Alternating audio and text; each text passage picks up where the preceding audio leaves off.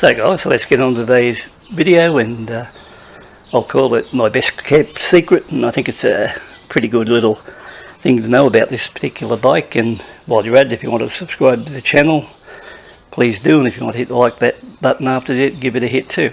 So with this particular bike, I have found in stock form it lacks a bit, you know, it doesn't want to perform all that well out along the road, and the first hill it comes across, it sort of bogs down and really doesn't want to perform, and can drop 5 to 10 mile an hour, or at least 10 kilometres an hour on a hill. The months I've had it, which is about 2, I've tried various fixes on it to try to get the perform a bit better. Now when you buy these bikes, they come with a factory 14 tooth front sprocket and a 39 rear. So guys, one of my very first mods on this bike was to put a 13 tooth front sprocket on the 39.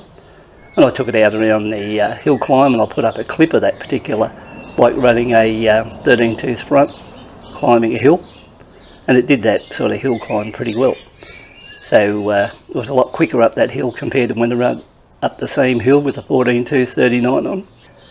Fact is, it was a little bit revvy on that particular run, and I was looking for an alternative and get a bit better all round performing bike.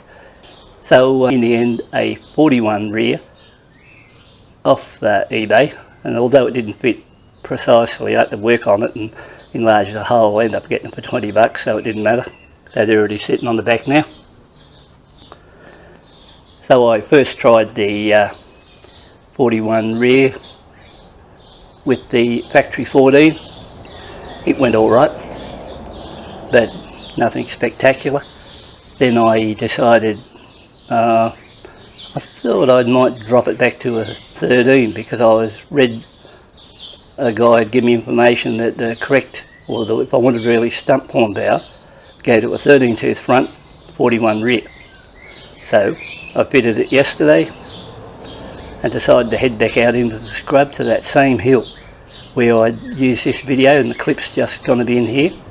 So to do the test properly, I headed out and I rode down this really steep decline, pulled up halfway, stopped the bike, got off.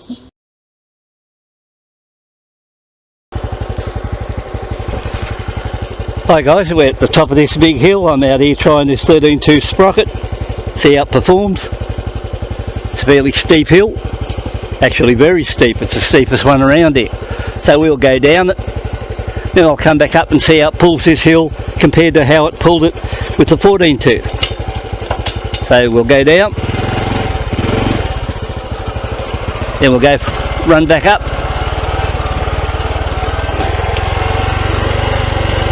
Like I said, this is a pretty steep one. You got to push back on the bars to come along here, because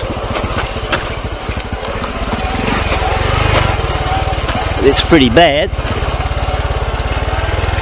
Walked out into the centre of the track, looked down to make sure I was really at the steepest point, and once satisfied, got back on the bike, started her, and believe it or not, I could power up that hill, no trouble at all, with little effort, and that's from a standing start, at least halfway up that hill, and I just went straight up over the top with no trouble whatsoever. So prior to that, there would have been no way I would have been able to do it with the factory standard. Now, when you look at this mod, what I've done, it's cost me $20 for the rear sprocket, cost me roughly $20 for the front sprocket. So, you know, I only outlaid $40 in total to do this, and I think it was a really good outlay for $40. Now it even gets better. Now, with this combo on it now, not only have I got a really good pulling bike, I took it to another section where they had several bikes over the last few months, and on each occasion there was one cutting through a creek where I'd never been game to run the bike up in case something went wrong and lost power or something like that, or lost balance and came off the bike, and it would have been not good for me. Well, yesterday on this particular bike, that was the first time ever I just put it in low and went straight up that incline and going out of that creek crossing, and got out of that no trouble at all. So it was a really steep climb. Like I said, I knocked back like taking the Himalayan, a CRF 250L, a CRF 190, 500 Enfield.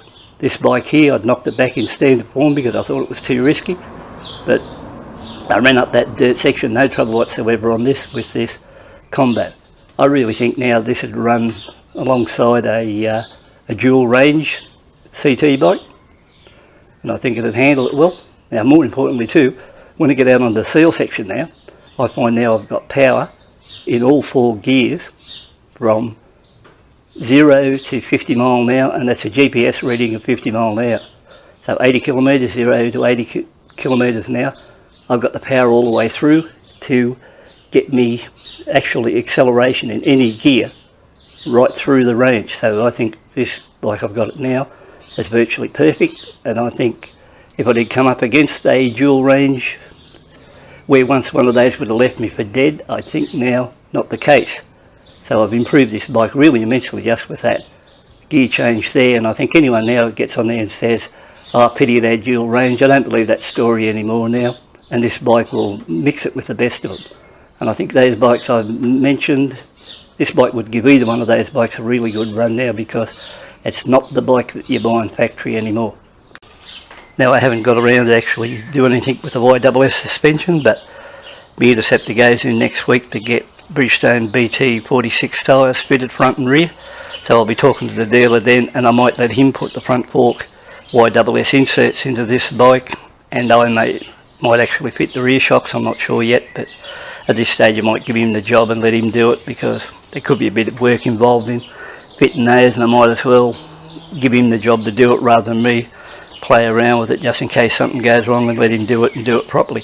So that's the idea there. So once again, if you like this clip, give it a thumbs up, and if you like to subscribe, please do. But overall, if you're interested in that cog idea, remember it only cost me around about $40 all up to transform a good bike into a really good performing bike in all areas. So I'm really pleased with what I've done with that one there, and I think it's the best mod, #1 mod outright that I've done to this bike. So once again, thanks for tuning in, take a look, catch you later. Retired Okie living in Thailand, he puts up a very interesting channel. He does a lot of rides through Thailand on the same bike as mine, same colour, and you know, he's got a bit of a sports exhaust, a few different accessories, but he rides through some very interesting jungle style country compared to I only just run around in the Australian bush. So that's one for you to look at, so keep that in mind if you want something a little bit different scenery wise. There's always that one out there to go to, and I'm sure he'll accommodate you.